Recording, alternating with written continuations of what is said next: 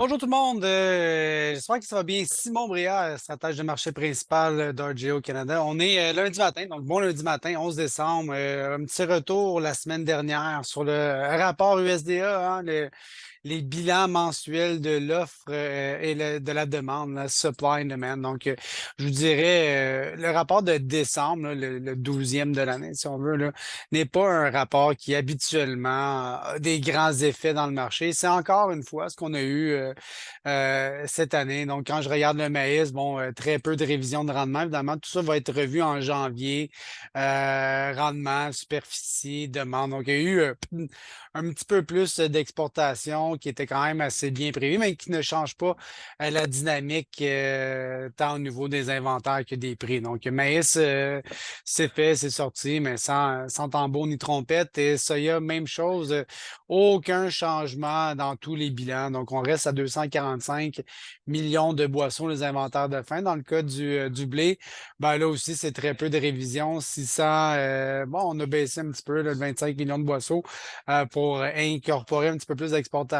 Donc, 659 millions de boissons d'inventaire de fin dans le blé. On est à 245 dans le soya et 2,1 milliards dans le maïs. Donc, les inventaires sont très stables d'un mois à l'autre. On voit la relation de prix. Le blé qui a été un petit peu plus fort dans le dernier mois, tandis que, bon, ici, le maïs a peut-être fait du surplace. La semaine dernière, les prix n'ont pas trop bougé. Peut-être baissé un petit peu vendredi sur le rapport dans le blé, mais quand même une progression assez intéressante depuis le début du mois de décembre.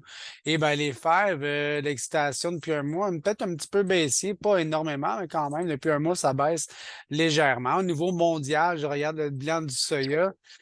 Ici, bon, ben 161. On a baissé un petit peu au Brésil les inventaires, mais on en a plus l'année dernière et même plus d'exportation. Donc, c'est un peu un drôle de rapport pour les fèves brésiliennes, mais on voit que les productions commencent à baisser un peu hein, pour être un petit peu plus cohérent avec la situation dans la météo qui est plus difficile. Hein. C'est chaud, sec.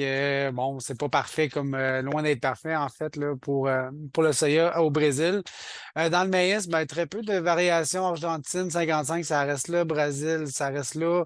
Bon, Russie un peu plus, mais je pense pas que ça change grand-chose. Donc, pas énormément de changements surprenants, disons. Au Brésil, je regarde les forecasts météo.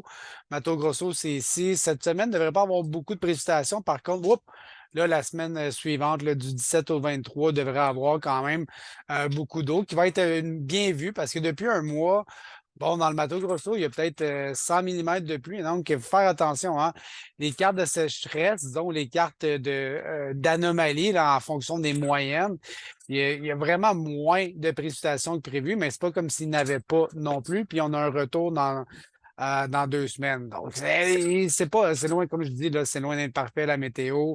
Mais je difficile de dire que c'est une catastrophe à ce point-ci, mais c'est un élément qui est positif pour le prix des fèves pour le Brésil. L'économie Banque du Canada, par exemple, je regardais la semaine dernière ou cette semaine, des statistiques d'inflation demain aux États-Unis, la Réserve fédérale va donner sa décision sur les taux d'intérêt qui sont actuellement à 5,5. Et bon, peut-être un petit peu d'informations. La semaine dernière, la Banque du Canada, elle, a maintenu son taux directeur à 5 et je m'attends que la Fed fasse pas mal la même chose. On avait vendredi les statistiques d'emploi qui étaient peut-être un petit peu plus fortes que prévu quand même aux États-Unis, pas majeures, mais presque 200 000 presque 200 000 emplois créés. C'était plus que, bon, prévu. On s'entendait à 180, c'est sorti presque à 200. Ça pour dire que le marché de l'emploi est encore un peu tendu aux États-Unis et si l'emploi est fort, mais peut-être que les baisses de taux d'intérêt, bon, on met un point d'interrogation. On s'attend qu'il y en ait quand même en 2024, mais pour le meeting de cette semaine, là, c'est une certitude presque virtuelle qu'il n'y en ait pas. On devrait rester à 5,25, 5,50, la cible qu'on est depuis. pense pas qu'il y ait une hausse de taux surprise ce mois-ci. Ça m'étonnerait, mais quand même, les probabilités sont là, mais elles sont très, très faibles. Quand je regarde le printemps, là, on commence à avoir peut-être les coupes. D'ici le printemps, là, on est ici à 5,25, 5,50. Il y aurait peut-être une coupe de 25 points de base. Peut-être 50 points de base, ça, je trouverais ça peut-être un peu plus étonnant, mais on voit que le marché là, commence à mettre de plus en plus de l'avant là, des baisses de taux d'intérêt, même pour l'année prochaine, en décembre, dans un an. Ben, je pense qu'à ce point-ci, le marché anticipe peut-être une baisse d'environ 100 points de base. Donc, on est à 5,5, puis on serait à quelque part entre quoi, 4,25, 4,50 dans ce coin-là.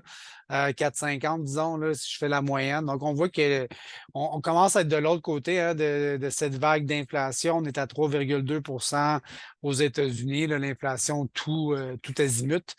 Donc, on est un peu là-dedans cette semaine. Et puis, ben, après ça, ça va être les congés ou le congé de Noël, là, un peu cette dizaine qu'on ne sait pas quelle journée qu'on est dans la semaine. Alors voilà, je vous dis bonne journée. Bye bye.